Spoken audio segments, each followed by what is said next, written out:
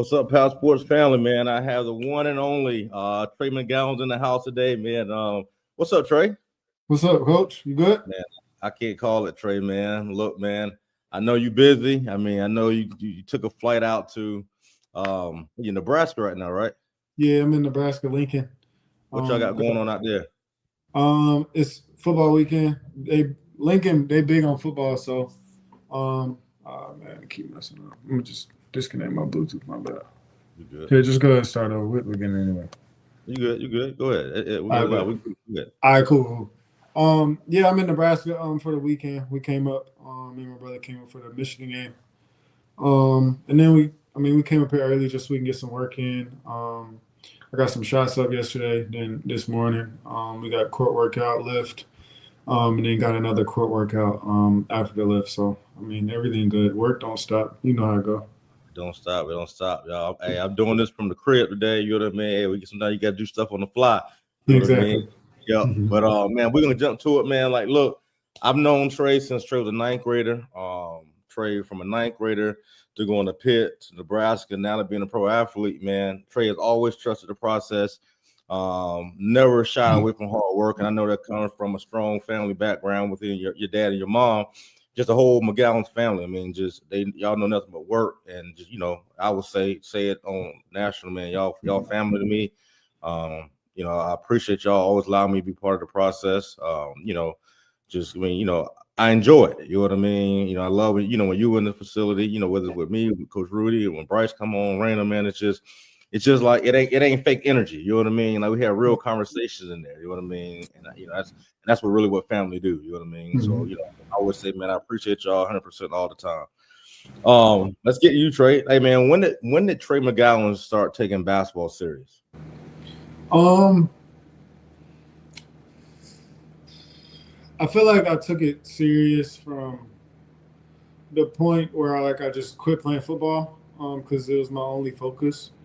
But like I was explaining it to some people yesterday, like his levels to it, and I feel like I really didn't understand it to be like at the level like I really needed to be until Right. 2 years ago. So I say I started taking it serious going in the 11th grade year, but it really clicked like 2 years ago. Gotcha. What made it click? Like, what was it that that made it click for you, Trey? Just being a professional. I mean, everybody competing. It's just a few spots. No matter if you want to go NBA, you want to go G League, you want to go overseas. Like, it's only a certain amount of spots, and the whole world is competing for those spots. So just seeing how being in the gyms, like playing pickup with Kyrie, or being in the gyms for like when I played summer league with the Clippers, being in just seeing Paul George get his work in, like watching from the side, seeing John Wall and how they try to take care of their bodies, and just stuff like that. And then just in the G League, like it's easy like when you're training when you're younger to try to like, oh, I want to work on this. I want to be good at this as well. I just want to be a all around player. Right. But being a pro and just developing, like if you really want to develop your skills and your skill set, is certain things that you need to work on, and you need to really narrow it down. Obviously, you can touch on everything, but like, what's the phrase? I can't think of the phrase, but you being good at everything ain't gonna necessarily pay the bills. So you got to be a specialist. So that's one thing that I've been working on, and since that's really clicked in my mind. And trying to be intentional with what I want to get better at going into each summer. Like we had our talks. Y'all put together a plan for us, whether it's the weight room, whether it's whatever sport you may play, whether it's your football coach, basketball coach, putting together a plan about what you want to see growth on. No, that's huge. The key word I felt like you said was being intentional. Everybody's not intentional. Everybody kind of like just, I'm gonna do this today. I guess I'm gonna do this today, but being intentional is gonna get you to that next level. And consistent with it as well. Yeah, being consistent. Like I know you'll reach out to either me and Coach Rudy, like, hey, this is the time I got today, but the speed and strength side of it, because I know you got go in the gym and work on the skill set with with Coach Ron, who are driving to Charlotte. Just trying to get better. You know what I mean? I think that's what people don't see behind the scenes. That okay, I want to be a pro, like, but do you really? You really want to put in the work that's required? You know what I mean? Just not be a pro, to be a Division I basketball player. You know what I mean? Be a great high school basketball player. I mean, it's the work that I think that people just don't see. So I kind of want to take it back a little bit, man. Like your first day of training, you know what I mean, old days, velocity days, like, you know, getting in the weight room, what's coming around, you know, having a partnership that ran, like, what was that like for you? Because I know you guys were always just basketball focused, you know what I mean, the skill side of it. So what was that like for you? Like, hey, I got to focus on this side of it now too. I mean, it's crazy because like I watch kids now and like they're skilled. Don't get me wrong, they're skilled. They might have the handle, but like now that like I'm older and I can like see it from like a different point of view, I'm like, dang, that's a nice move. But what happens? He gets knocked off his spot. He's not strong, you know. He don't have a good base. He can't finish through contact. Finish around the rim because he's not strong enough. Right. It might be core strength, might be biceps, might be legs, it might be stuff like that. That you really have to develop. I mean, you can do all the skill work you want, but at the same time, you got to have a base because you're gonna be playing against people, and people might be stronger, people might be faster. So that's something you really got to tighten up on. So what made it click for you? I go back, you know, because we early days. What made it click for you at Ren? You know, I know my story with you, and then I'm gonna share. But what made it click for you, Trey? Just work. My dad, my mom. Playing hard is something like the family always stressed, no matter what age group we were, whatever skill set we were, and just to be real, just having like a family who just try to get the best out of you. So like it didn't really click, but it's like they're trying to drill it, and then like when you look back at it later in life, you'd be like, oh, okay. I was talking to some coaches the other day. They'd be like, I know you thought you used to think your dad was crazy, and we used to think your dad was crazy too. Like having y'all in the gym 6 a.m. or whatever after the games. But like those are things like you don't see, and you might butt heads with your parents, but like once you grow up, you be like, dang, like, and you see how far you are compared to other people your age who maybe got to experience certain things younger in life that they got to experience and you didn't because you were just working. But obviously, you don't see that when you're that age. But I mean, your parents. So I feel like it's the support system who you surround yourself with. They surrounded us with got people like you, whether it's on the basketball side, strength side. So I wouldn't say it necessarily clicked, but it's a method to the madness that you necessarily don't understand until you're older. And I feel like that was a big thing. Yeah. No, I mean that's huge, Trey. I mean, because you don't see it until you're older. I mean, in my age now, I look back to like, oh man, I understand why this happened or why this didn't happen. You know what I mean? Like I know a moment for myself, for you at Ren, I remember like you wasn't taking the weight room serious. As I felt like I know what the expectation was from your family. You know what I mean? Yeah. And I just remember me and Coach Q like sat you down, like, hey man, until you take it serious, your teammates not gonna take it serious. You know what I mean? And I think that really clicked for you when you started doing that. I felt the entire team, you know what I mean, went to another level. You know what I mean? And because you know you were the leader. You know, it's like the old saying, follow the leader. You know what I mean? You were the leader. Right. You know what I mean? And once you took it serious, they realized it. And then I mean, that year y'all had a hell of a year. Y'all had a hell of a run. You know what I mean? Outside of the newspapers, but you know what I mean? Like, Yeah, right. I had a hell of a run that year. You know what I mean? But to me, that was I remember that time, like, man, we got to get the Trey because we get the Trey, everybody's going to follow him because he's the leader. You know what I mean? He's making that team move. And then watch you start taking it serious, watch you become more explosive, watching that first step take off, man. I mean, it was like poetry in motion to be able to see that. You know what I mean? And I mean, I think that was you just really realizing and buying into the process. Like, hey, this is going to work if I do this. You know what I mean? Right. So.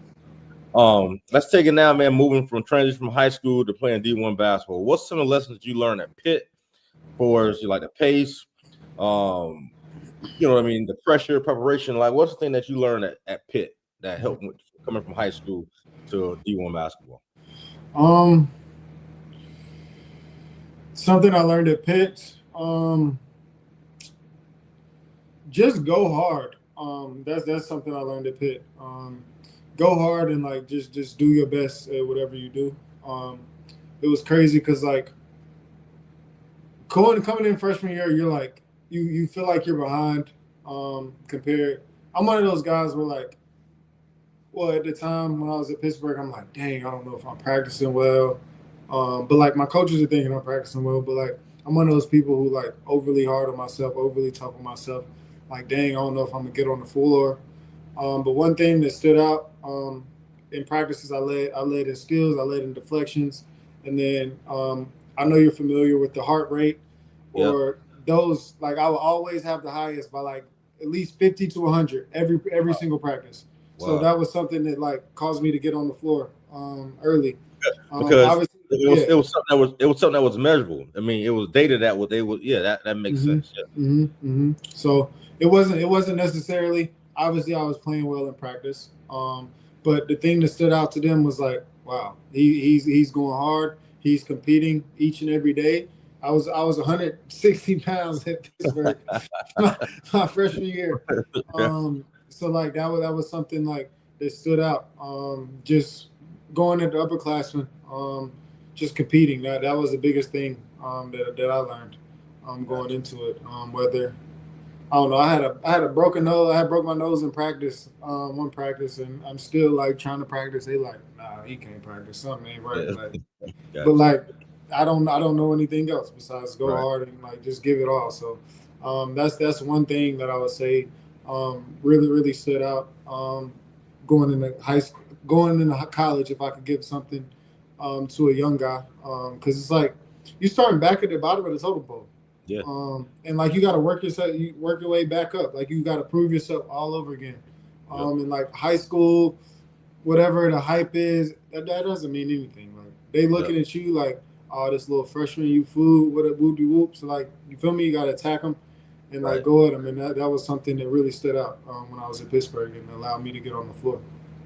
What was it like? What was the biggest, I say, shock, like a culture shock, once you got there? Like, man, I'm playing Division I basketball. Like these guys are faster. Like, what was the one thing that really hit you in the face? I would say.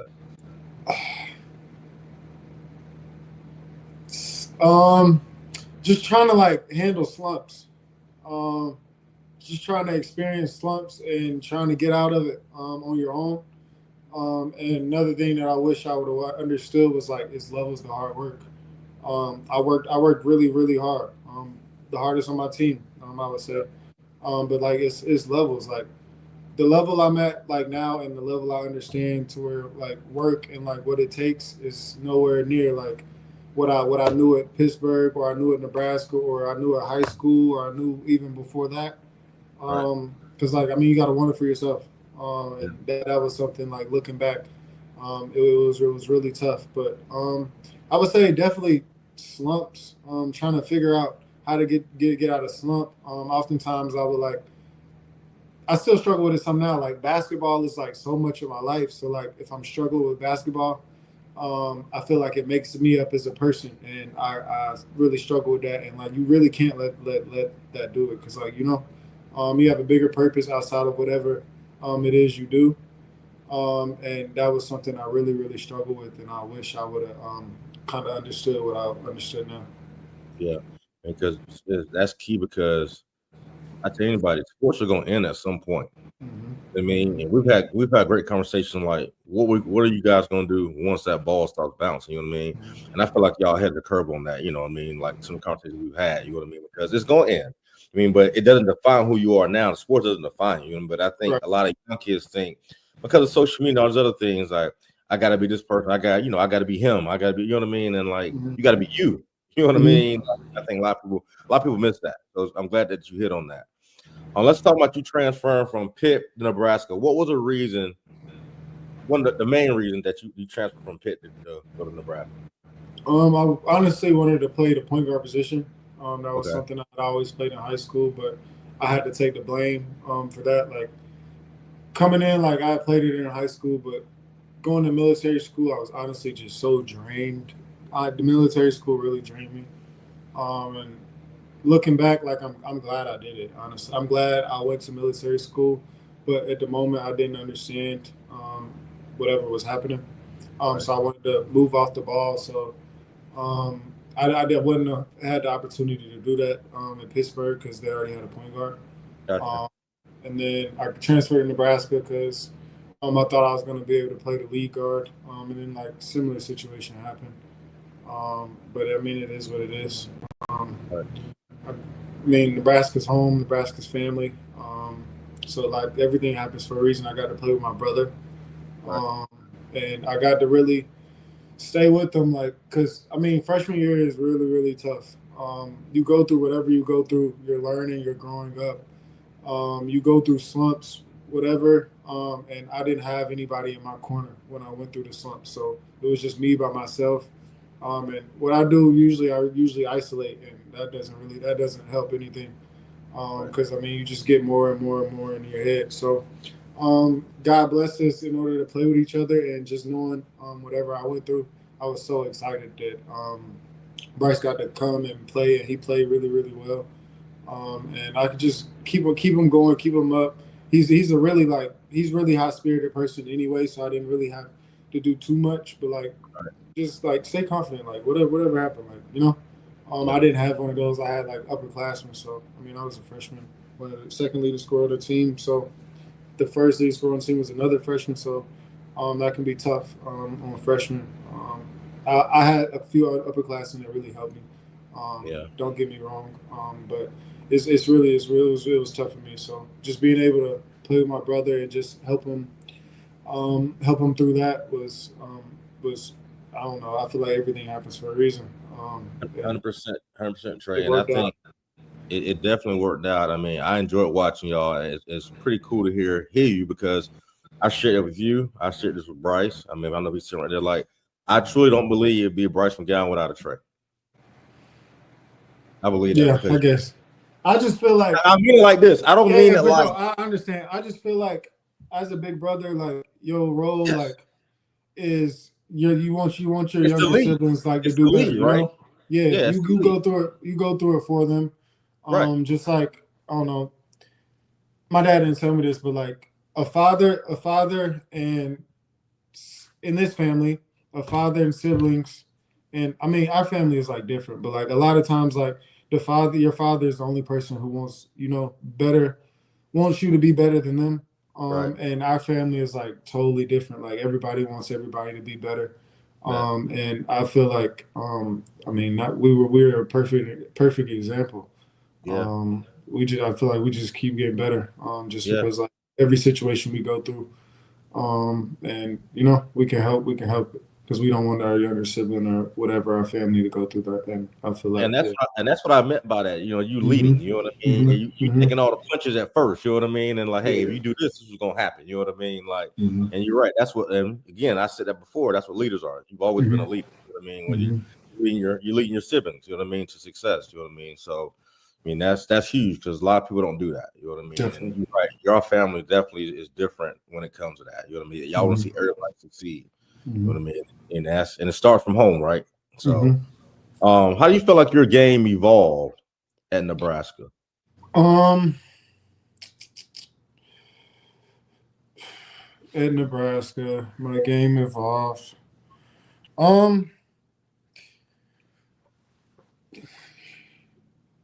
I feel like I had my junior year.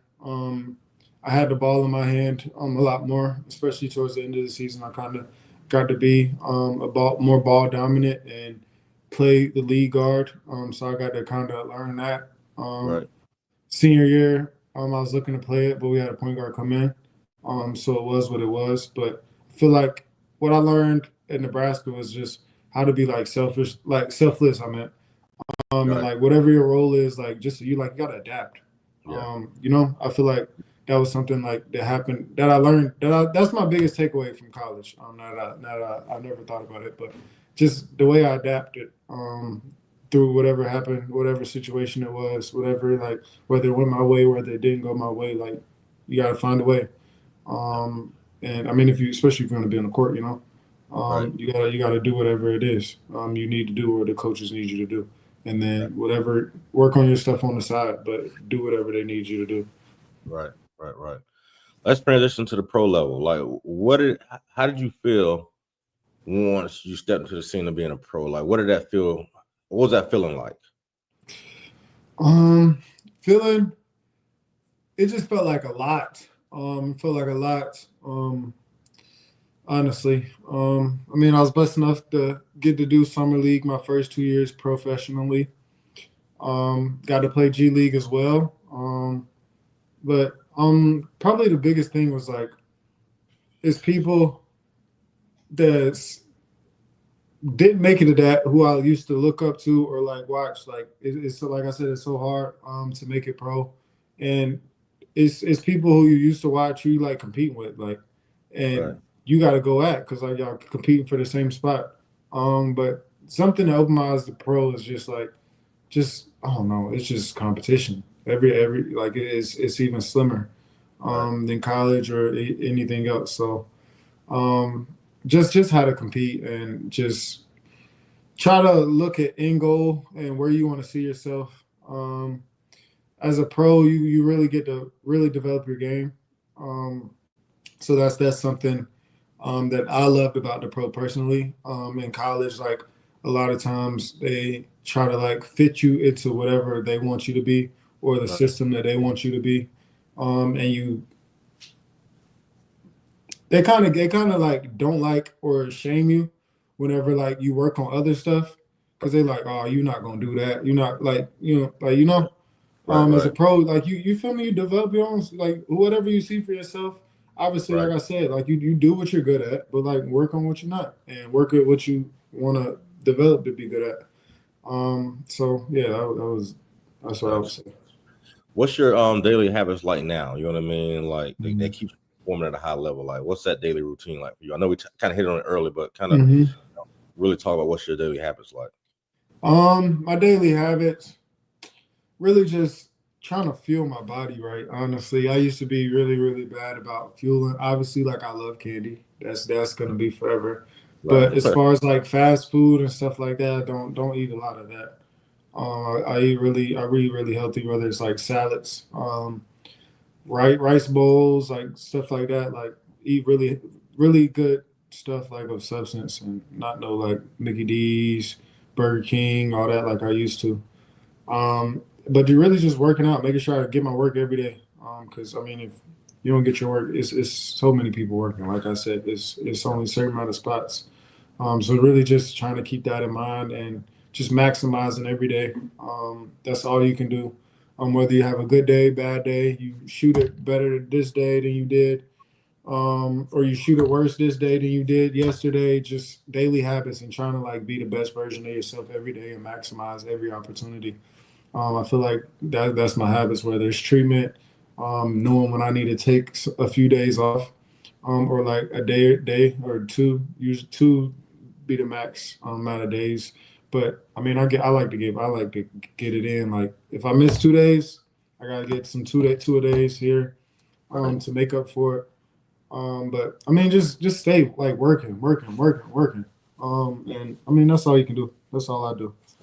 No, and that's real. I mean, I would say when you first came back from overseas, and I think I shared with you earlier this week how your body has completely changed from Hmm. then to now. You know what I mean? Because of Hmm. your daily habits, you come in, 4 days a week Hmm. and make sure you get your lift in. You mean going to the court, and people don't see that. You know what I mean? Yeah. They just, oh man, that's Trey, man. He's gifted. Yeah, he was definitely God's bunch of gifts, but they don't see the Hmm. work putting it Yeah. on a routine, man. But Hmm. I would say I've seen that body change, and Hmm. I can't wait to see what it looks like. Once you get back on the court and get Hmm. start competing.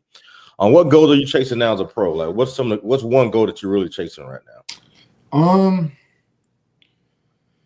one goal that I'm really chasing, um, just really, I just want the right opportunity. I feel like the past, I'm going on my fourth year. Like, I just maximize my opportunity, Right, and I want to. My goal is to get in a situation where obviously, like, I max out my opportunity and maximize it, but like without like bad things or like certain obstacles happen in order to maximize them. So like I can really get the best out of myself and like what I know I can do. right, right, right. Gotcha. But yeah. What does trusted process mean to you? What did trust process mean to you earlier years, and what does it mean to you now?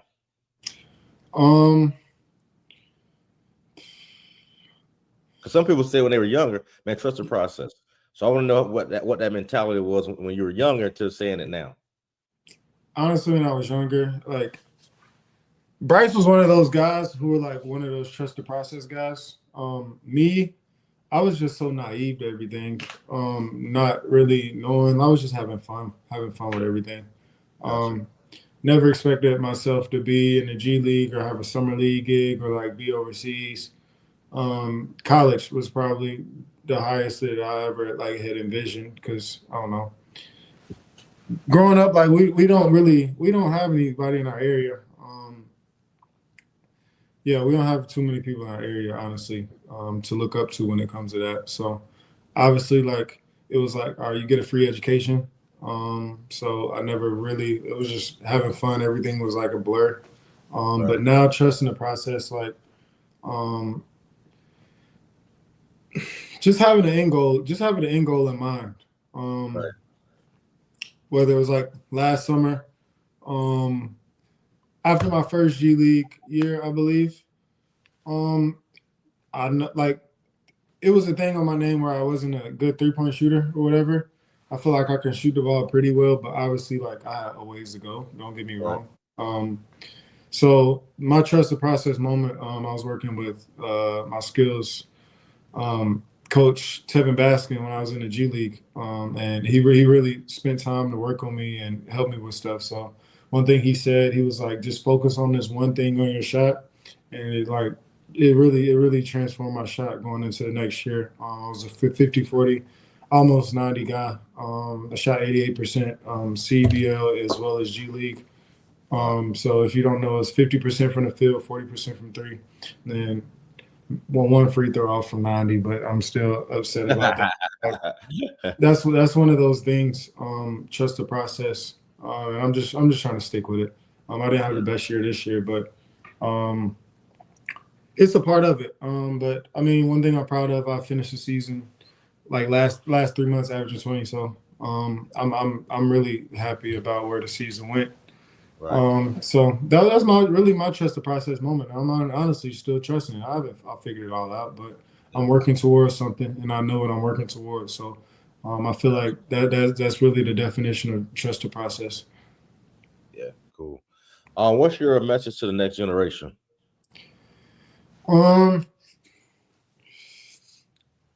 If you take a high school athlete that was 9th grade like Trey was years ago, and it's like, what would you tell that athlete now? Write your goals down. Write your goals down and stick with it. Something crazy was, I mean, I feel like a lot of people know I have a brother in the NBA. Crazy thing, he wasn't ranked coming up, and I remember like it was yesterday. It was me, my dad.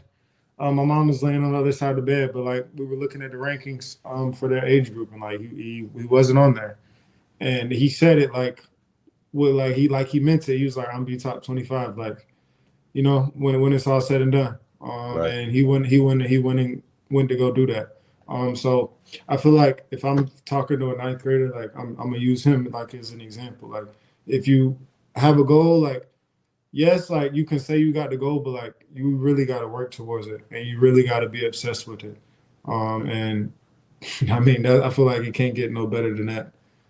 So I say him, and he really showed me how to be a pro as well. Because I mean, he's really a professional, and just being around him, and as well like being in the gyms, like he's a pro, so like. He's in facilities that I would never be able to get into, like if I didn't have Right. NBA player as a brother. So that was really eye opening for me as well, like to just be in the gym, whether it's going to games, going to NBA games, or stuff like that, and really getting to see it up close. Like it's so much bigger, and I feel like a lot of kids don't understand that because they're so in their bubble, like like you can be the best thing, you can be the best in your area, or whatever. But you go somewhere else, or like you go to another level, it's like shaking leaves out the tree. Like Yeah. you know, like it's Right. so many of yous, like, and y'all Right. competing for the same spot, and it's like levels and levels and levels. So that's something I would say, like, be obsessed with it and be intentional. And like if you say something, you got to put in the work. You can't just say something and not put in the work. Gotcha, man. That's pretty cool. We're gonna close out, man. So I got a few things. What's a hype song that you like to kind of get you going? Hype song. Give me a second. Let me check the recent. What's in that recent playlist, baby? Let me see. The Mob, honestly. Okay. The Carter 2. That get me going. I say Lil Wayne. Okay. Lil Wayne, Babyface Ray, the Babyface Ray, Million Cash Race, Cash Race. That's my song. He said palms itching. You know what that means? It's some money you gotta be trying to get to. Yep, that's it. Man, your toughest defender. Toughest defender. Honestly, me. Toughest defender. I have nobody toughest defender. I can think of. Maybe Bryce. Okay. I'll say Bryce for both, honestly. Okay.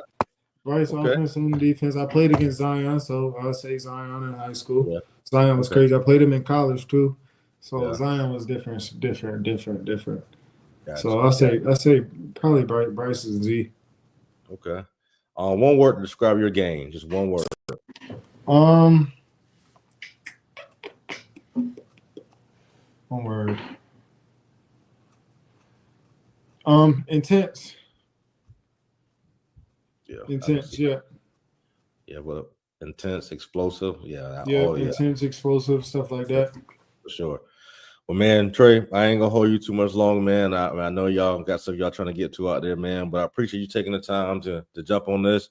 Man, like I said at the beginning, man, y'all family to me. I mean, it's a full circle moment. I can go back on my phone and go through my photos and see how long the process has been with you and Bryce. Speaking at your signing at the facility. Yeah. Then Bryce coming.